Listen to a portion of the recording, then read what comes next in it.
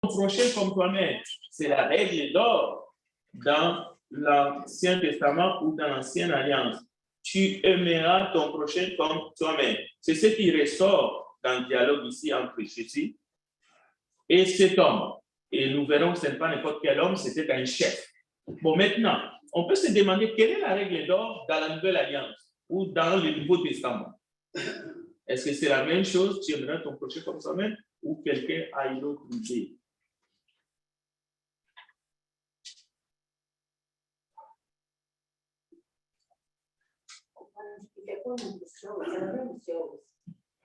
Presque la même chose. On va aller lire dans Matthieu chapitre 7, verset 12.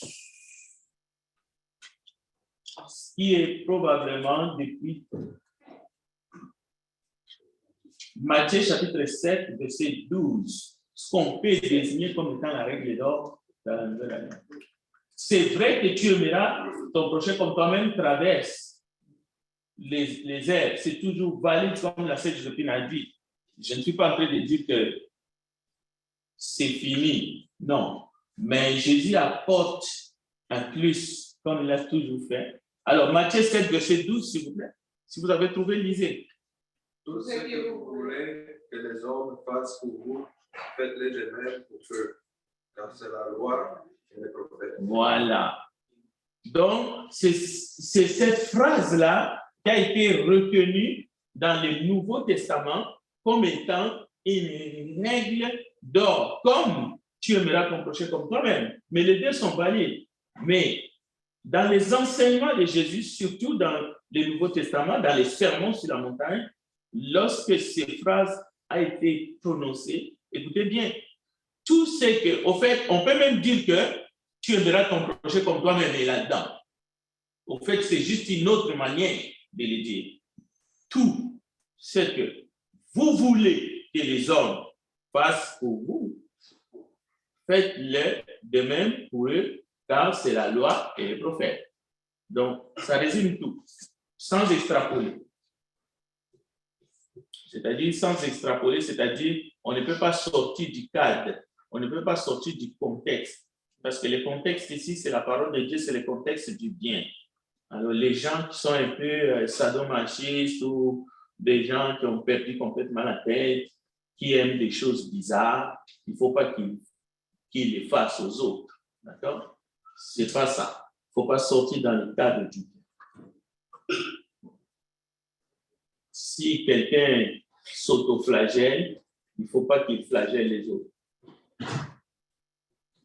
Bien. Alors, nous allons avancer.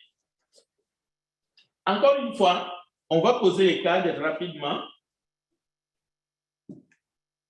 C'est un peu comme une forme de coutume, mais au fait, ça revenait plusieurs fois. Ça revient plusieurs fois. N'ayez pas dans votre tête qu'on se répète. Non. Dans plusieurs textes, ce que nous allons lire revient, comme on dit, à l'accoutumée. Chaque fois que Jésus, l'enseignant, le maître, le rabbi, était là, en train d'enseigner la foule, en même temps, il enseignait ses disciples, bien qu'en privé, il continuait à les enseigner, mais souvent, lorsqu'il était en public, il enseignait. Il y avait plusieurs catégories de gens qui étaient là dans la foule. Alors, nous allons les énumérer rapidement et nous allons les voir dans les textes. Nous venons de lire les textes. C'est lui qui enseignait la foule et ses disciples dans son auditoire, on peut appeler ça comme ça, mais un auditoire public, ou dans les temples, ou dans la synagogue, peu importe où était Jésus de Nazareth, il y avait ceux qui venaient pour apprendre de lui. Il y avait d'autres qui venaient pour les tester. Ça ressort dans Luc chapitre 10, qui étaient là pour essayer de le prendre par défaut. Mais il y avait aussi d'autres qui étaient des espions qui étaient là pour rapporter ces paroles, mais après les avoir déformées, dans le but de les calomnier chez les chefs. Et c'est ça, justement, on s'est servi de ces gens-là pour l'accuser, afin d'établir sa condamnation. Il y a des gens qui sont venus porter des témoignages. On l'a entendu dire ça, ça, ça. Donc, et ils étaient là pour ça. Alors, si ça revient souvent, c'est un message pour nous aussi.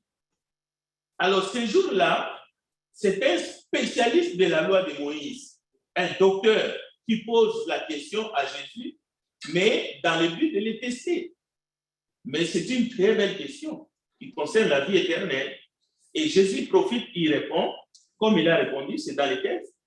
Mais cet homme, qui était un chef, n'était pas satisfait de la réponse. C'est pour cela qu'il va poser la question, qui est mon prochain? Une question simple. Jésus pouvait simplement répondre, mais ton prochain, c'est n'importe quel type, c'est n'importe quel homme. Mais vous allez comprendre pourquoi Jésus ne répond pas directement à la question.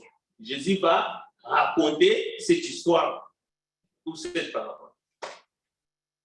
Premièrement, dans la religion juive, le judaïsme et dans bien d'autres religions antiques et même modernes aujourd'hui, on peut citer par exemple, que ce soit chez le témoin de Jéhovah ou dans d'autres religions, on peut citer l'islam et bien d'autres, et même la religion chrétienne.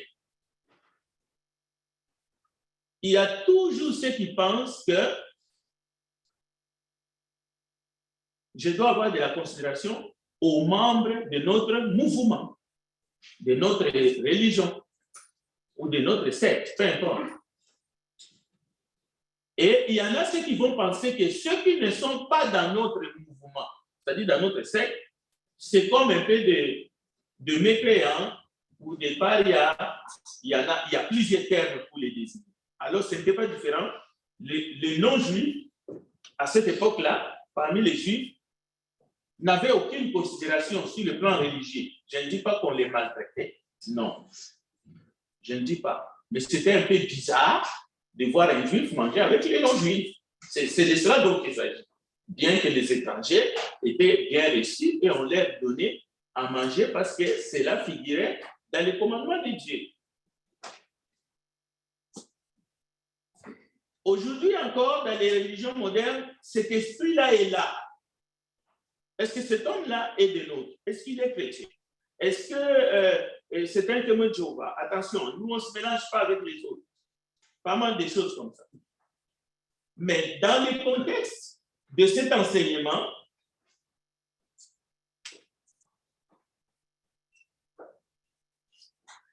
il n'y avait pas de relation entre les Juifs et les Samaritains. Ce n'est pas nous qui l'inventons. Il suffit de lire Jean chapitre 4, la rencontre de Jésus avec la femme samaritaine. Là, ça ressort clair. Donc, nous voulons tirer une leçon où beaucoup de gens de nos jours aussi pensent qu'une personne athée, c'est un problème tout fait. Ce n'est pas l'enseignement du maître. Ce n'est pas ce que nous allons apprendre aujourd'hui dans les Écritures. Loin de là. La bonté de Dieu, Dieu passe. Et même la Bible dit, il fait de largesse. Il fait pleuvoir pour les justes et pour les injustes. Donc, la parabole est racontée qu'un homme, on ne connaît pas sa race, on ne connaît même pas s'il était hébreu ou non, on ne connaît pas son origine, ses parents, on ne connaît même pas son nom. Un homme, de manière indéfinie, descendait de Jérusalem à Jéricho, il est attaqué par des voleurs. Ils ont pris jusqu'à ses vêtements, ses habits, et ils l'ont battu, et ils l'ont laissé pour un demi-mort, à moitié mort, inconscient. Un prêtre passe par là, par hasard, ben il continue sa route. Un lévite aussi passe par là, la même chose, même réaction. Il a poursuivi son chemin. Mais attention, un Samaritain passait par là, est arrivé près de lui, et en les voyant dans cet état, il fut ému de compassion. Mais il ne se limite pas là, il va agir en sa faveur. Donc, les autres qui sont passés, y compris la personne qui a posé la question à Jésus, on peut dire clairement, c'était des gens remplis de préjugés. Des préjugés. Comment nous les savons?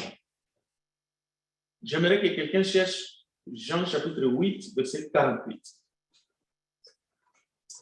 Nous pouvons être remplis de préjugés tout en étant membres de l'Église du Christ. Venus pour adorer ce matin. Alors, Jean chapitre 8, verset 48. C'est ces préjugés-là, c'est ce manque de considération pour quelqu'un qui est étranger, qu'on ne connaît pas, ainsi de suite, que Jésus va balayer par la parabole qu'il raconte dans Luc chapitre 10. Alors, Jean chapitre 8, verset 48. Les Juifs lui répondirent: n'avons-nous pas raison de dire que tu es un Samaritain et que tu as un démon? Merci. Vous avez écouté? Donc, c'est Jésus lui-même qui est traité d'un Samaritain, c'est-à-dire quelqu'un qui n'a pas de considération. Un sous-homme, en quelque sorte, dans la tête de ces Juifs-là. Parce que ces Juifs qui parlent à Jésus, ici dans Jean 8, 48, ils connaissent la loi de Moïse. Ce sont des enseignants. Ils font partie du peuple élu de Dieu. Et ils disent à celui qui est venu pour les sauver, le Messie: tu es un Samaritain et en plus tu es un démon. En d'autres termes, comme les frères viennent de le dire, pour eux, ils avaient un préjugé. Un préjugé, c'était un jugement qui n'est pas vrai. C'est-à-dire, pour eux, tous les Samaritains sont possédés par des démons. Parce que tu es Samaritain, tu es possédé par un démon. Tu n'adores pas le vrai Dieu. Nous adorons le vrai Dieu du ciel, le Créateur. Mais vous êtes des possédés et toi, tu es un Samaritain et tu as un démon. Bon, Jésus va répondre. Alors, c'est ça les préjugés. Alors, la question qui est mon prochain, il faut comprendre maintenant la réponse de Jésus. Après avoir raconté l'histoire, Jésus va poser la question qui est la leçon de l'étude de ce soir. À ton avis, qui des trois s'est fait le prochain de l'homme qui a été attaqué par des brigands, par des voleurs? Alors, encore une fois, le chef qui a posé des questions, il est gêné de dire peut-être que c'est les Samaritains. Il est gêné peut-être de prononcer le mot Samaritain. Parce qu'on pouvait reconnaître les Samaritains soit des faciès, c'est-à-dire à travers leur habillement ou leur façon d'être, peut-être à partir de leurs cheveux. Ça, c'est quelque chose comme aujourd'hui. Alors, celui-ci, écoutez la réponse de celui qui a posé la question. C'est lui qui s'est montré miséricordieux envers lui. C'est lui qui s'est montré miséricordieux envers lui. Donc, dans la parabole, en fait. Parce que Jésus a bien mentionné un Samaritain dans son histoire qu'il a racontée. C'est-à-dire, la personne qui a posé la question pouvait dire le Samaritain. C'est comme si vous racontez une histoire et puis vous demandez à celui qui a posé la question, bon, c'est qui parmi les trois personnes que je viens de brosser, le prêtre, le lévite et un Samaritain, qui est le prochain de la personne qui a été attaquée. Mais voilà, il dévie encore.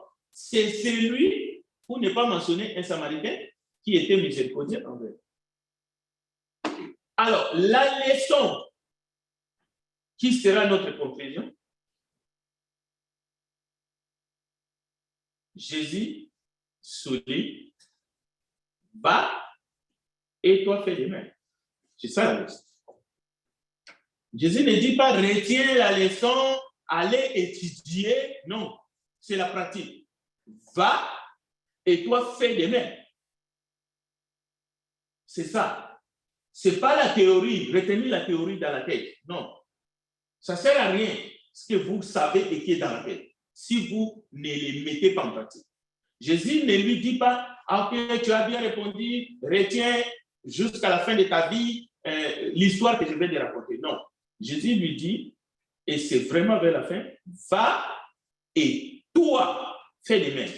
Jésus ne lui dit pas, va apprendre ça à tout le monde pour que tout le monde le fasse. Non, toi, va faire de même. Et même nous verrons plus loin, Jésus dira, et tu auras la vie dans d'autres circonstances. Bien. Alors,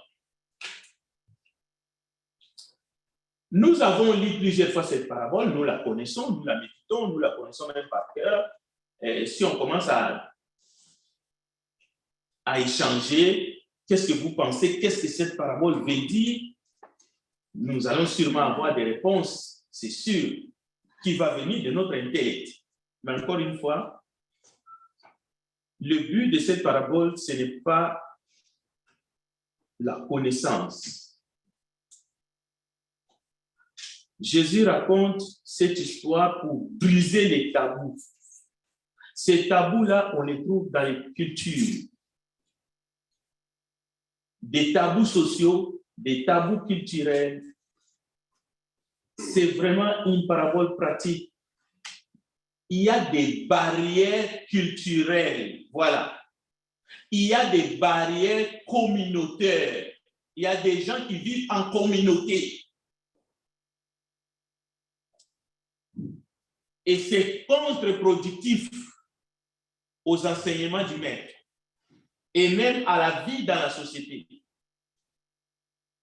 Il y a des gens qui vivent avec plein de préjugés. Parfois, la culture prend le dessus. Alors, ici, Jésus nous apporte la simplicité. Qui est mon prochain? Cela veut dire, dans cette circonstance, peu importe qui vous êtes, tout homme, nous le savons théoriquement, est censé intervenir en face d'une menace de la dignité ou de la vie d'un être humain, quel qu'il soit, homme ou femme, enfant ou jeune.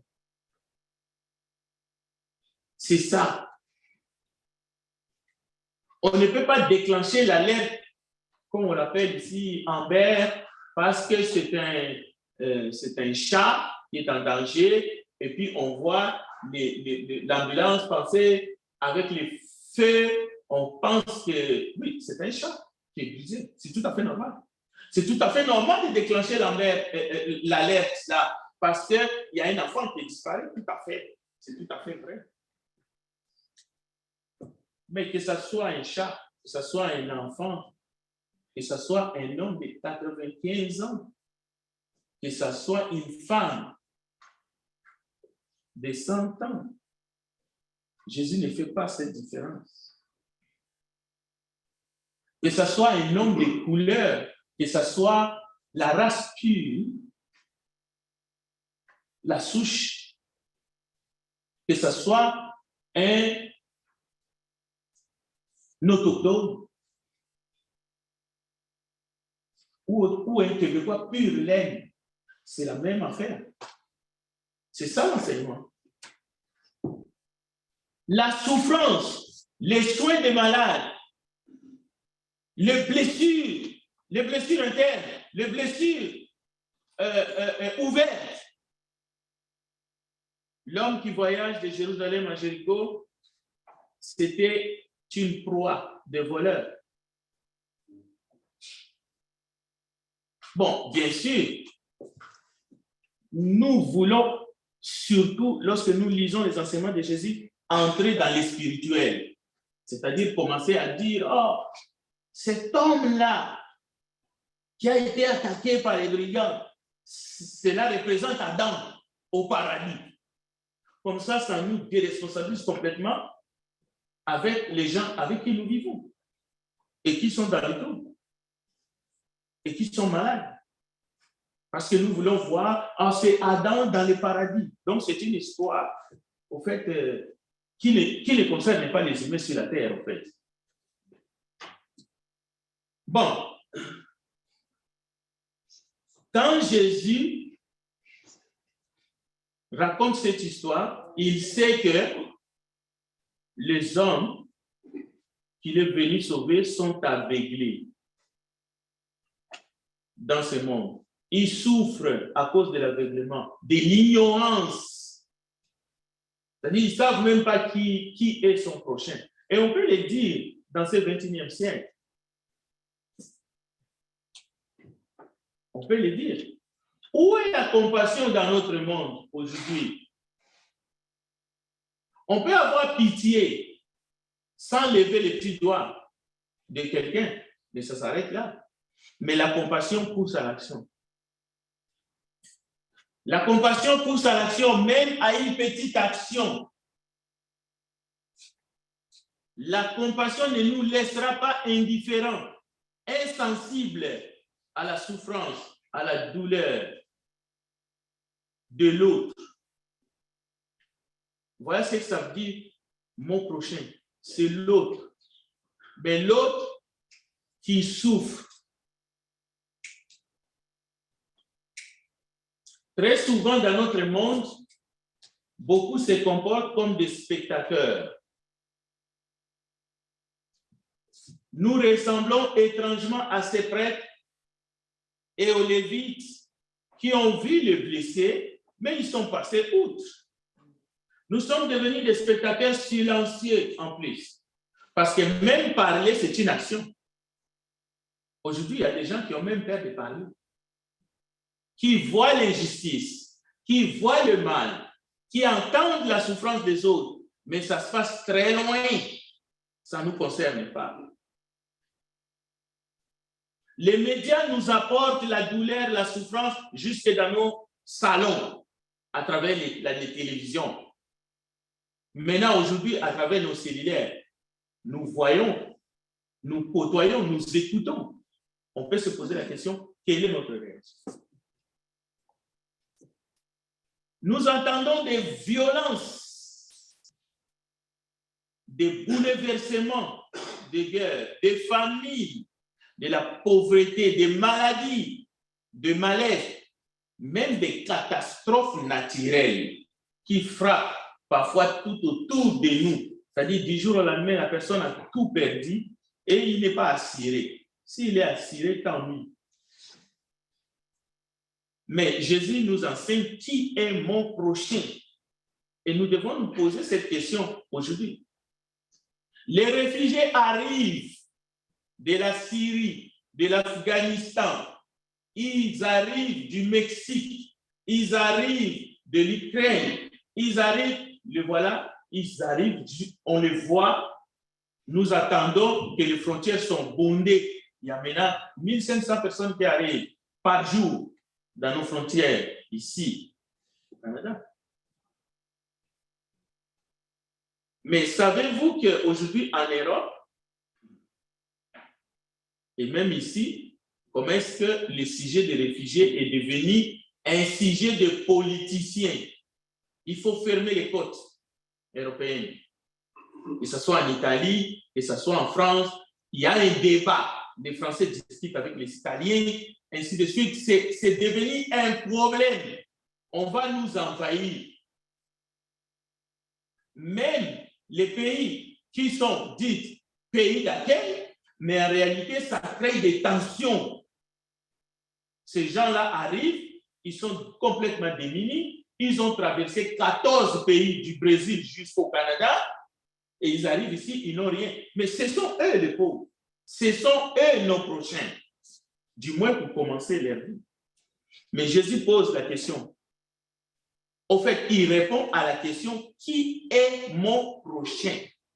Alors, chacun de nous, en écoutant ce message, nous devrions aussi nous poser la même question, mais qui est mon prochain? Mais Jésus nous donne la réponse. Jésus nous donne la réponse. Oui, frère. Alors, merci pour le dessus. Lorsque je lis ce passage, je vois que la question de l'homme de loi, il la tire de Lévitique, du passage de Lévitique.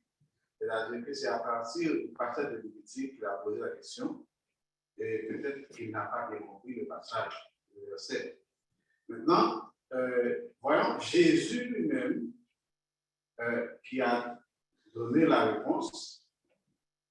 J'aimerais savoir, quand nous disons prochain, comme vous l'avez bien dit auparavant, que ça devrait être n'importe quel homme qui a des oreilles comme nous, la tête, des yeux comme nous, qui a la conscience comme nous. Donc, en fait, ça devrait être notre prochain et ça devrait avoir aussi la réciprocité. Donc, je suis ton prochain et toi, tu es mon prochain. Maintenant, pourquoi est-ce que Jésus lui-même, en répondant à la question, vient avec ce scénario, en disant, il y a le grec qui passe, le lévite qui passe, tout ça, peut-être que c'est parce que les Grecs et les Lévites ont la connaissance, une connaissance beaucoup plus avancée que le peuple. Donc, ils savent déjà la définition, ils devraient savoir la définition du prochain qui est dans Lévitique.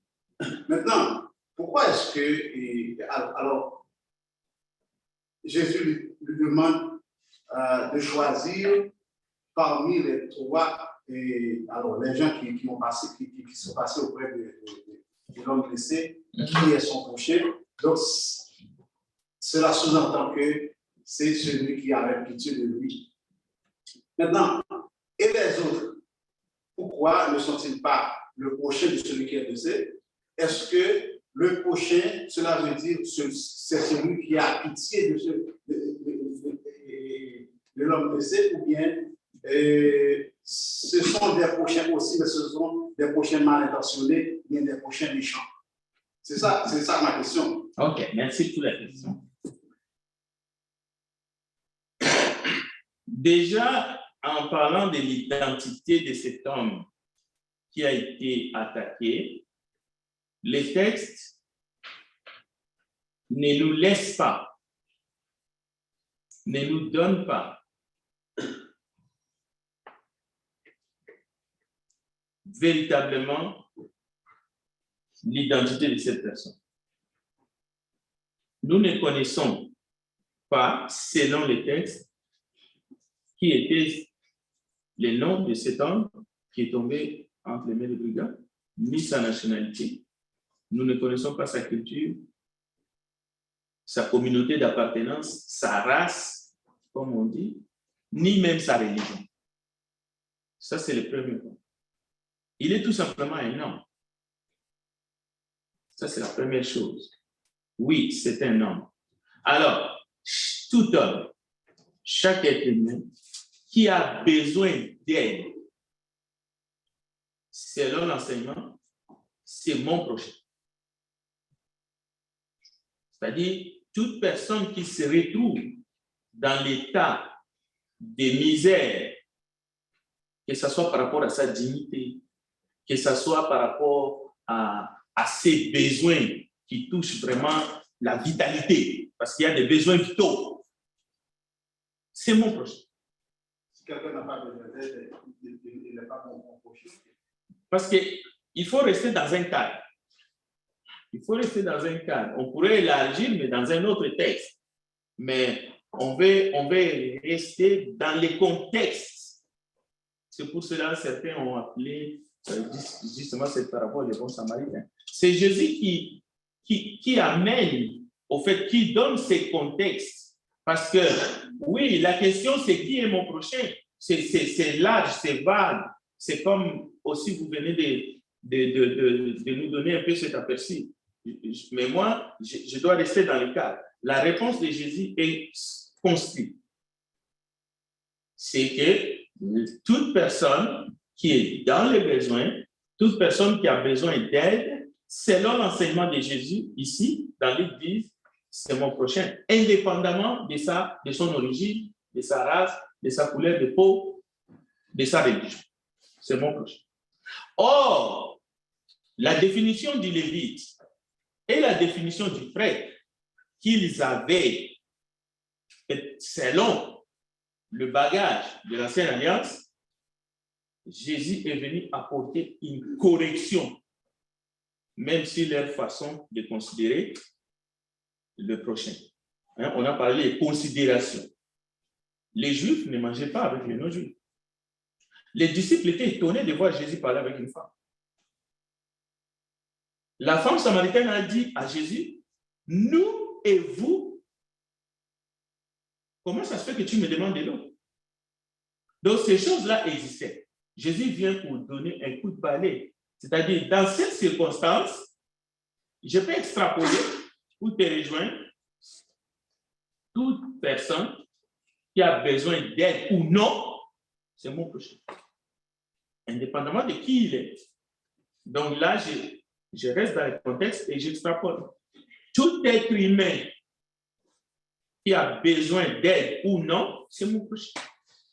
Mais pourquoi le prêtre et le lévite ne seraient pas le prochain de celui qui est? C'est ça légalement, parce que eux, ils ont vu quelqu'un à demi-mort, ils sont passés. Mais pour cet homme-là qui a été secouru, mais évidemment les lévites et les prêtres, ce sont ses prochains. Mais les deux n'ont pas considéré cet homme qui a été attaqué comme leur prochain, sinon ils allaient agir. C'est-à-dire, si tu vois quelqu'un dans le besoin, tu lui fermes le cœur, tu ne t'intéresses pas, tu es désintéressé. Cela veut dire que tu n'es pas en train de considérer cette personne comme un être humain, comme ton prochain. Alors là, Jean chapitre 3, 1 Jean chapitre 3 nous donne matière à réflexion, c'est Jésus qui le dit. Si quelqu'un n'aime pas son semblable, ne connaît pas Dieu. Si quelqu'un n'aime pas celui qu'il voit, comment il peut prétendre aimer Dieu qu'il ne voit pas?